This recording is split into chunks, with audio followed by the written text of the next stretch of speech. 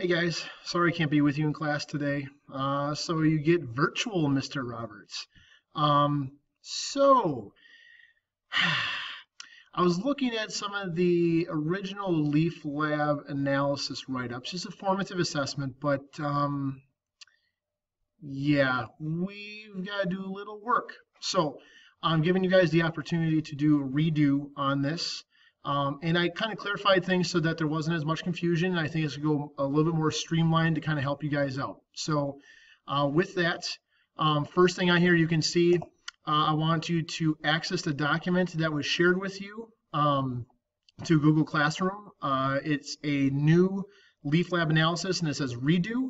So make sure you open that up and you can start typing your stuff in there. Now, one issue I saw is that people were still trying to make copies of this. You do not need to make a copy of this because I've already sent a copy out to each one of you individually. So do not make a copy. You already have your own copy. So now that you have your document open, take a look at the list here. If your last name is A through G, you're going to focus your CER and your lab on surface area. If it's H through R, you're going to focus on the leaf thickness. And if your last name is S through Z, you have stomata density. Now, that is key to this because I think that's what confused most students, is that they were going through and they're trying to combine too many different things, and maybe I wasn't clear enough, and that's fine. I made mistakes. So I just want to make sure that you guys have the best opportunity. So that's why I'm taking this time to do a redo with you guys so I can give you good feedback on this before we get to your summative lab write-up. Now, anytime you, throughout this video, whenever you need to do something, you just pause it, work on it, and then move on and go to the next phase in the recording. So that's what you're going to do. We're going to focus on, you have your assigned area that you're focusing on with the surface area thickness or stomata density, and we're going from there. So first thing you're going to do, and I just put the time limits on there. It's just a guidance of how long you should be taking to do it. If it takes a little bit more time, it's not a big deal. Now, first thing you're going to do is on your document, create a title. And I already have that, the effect of the independent variable on a dependent variable. So go ahead and do that and write out your hypothesis.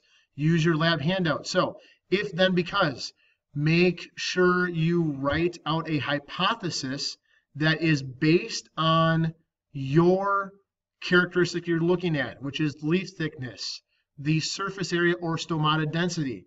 That's what I want you to write a hypothesis on, because then you're going to come back and with the data, you are going to write your conclusion, your claim, evidence, or reasoning, your CER.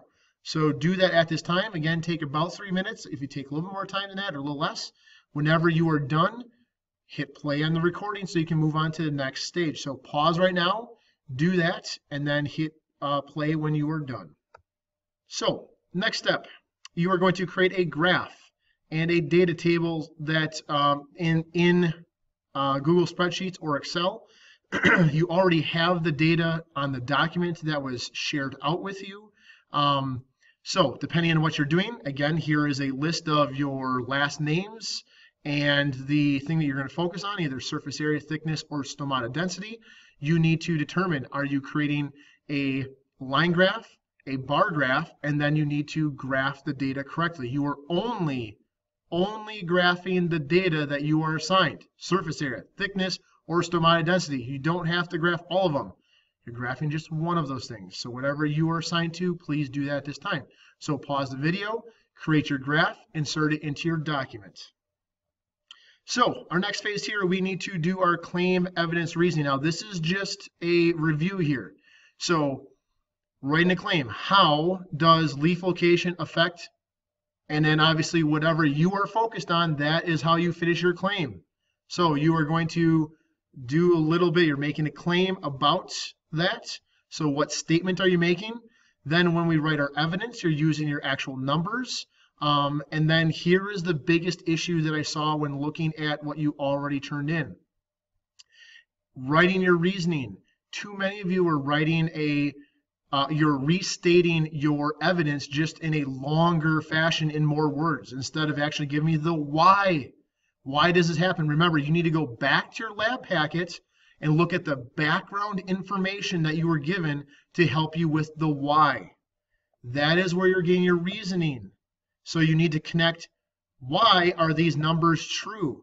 And you give an clear statement on why it is happening. So if we take a look at this, I have an example. So I have, oh, I think my picture might be in a way. Give me 1 second. Let's do this. Whoa, Mr. Roberts is moving. All right, so if we take a look at this, the good and the bad. So the bad, you can see what it says. Read through these. This is an example. You can pause the video and read it yourself. I'm not going to read it out to you.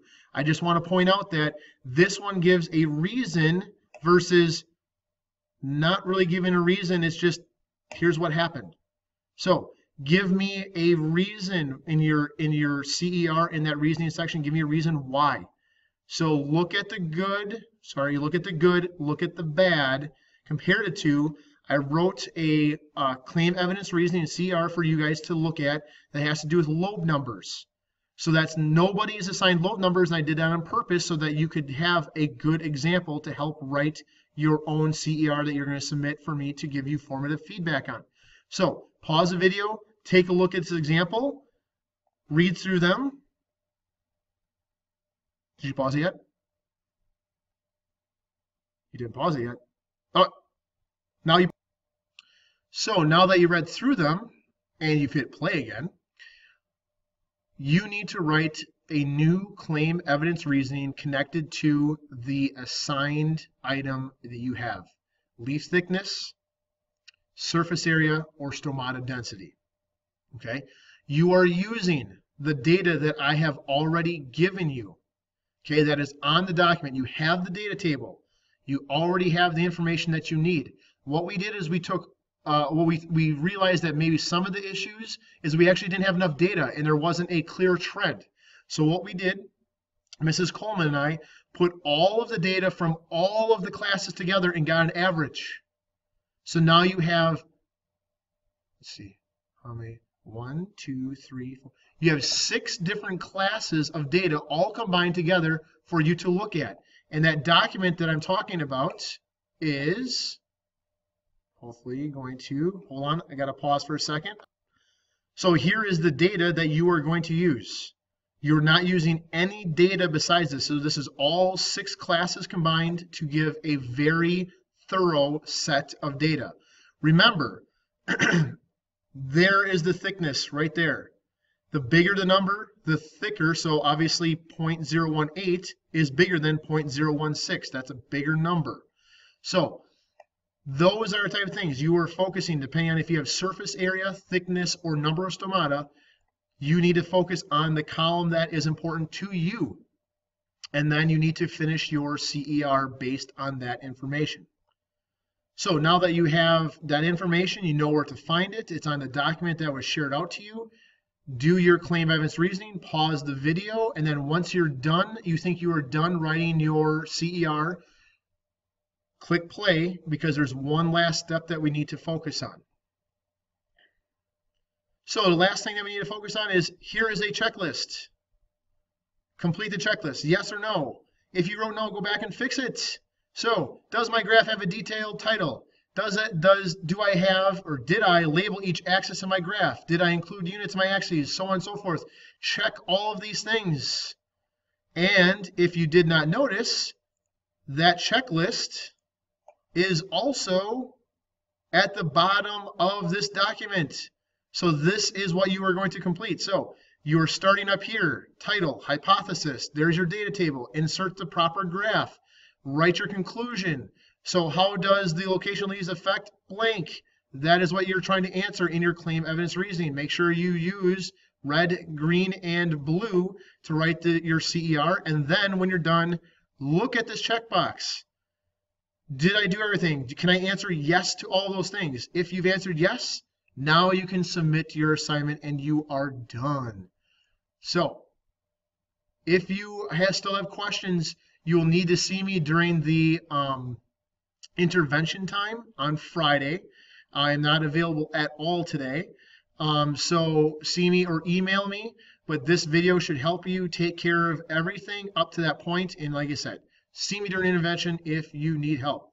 And with that, I am closing. So Peace out.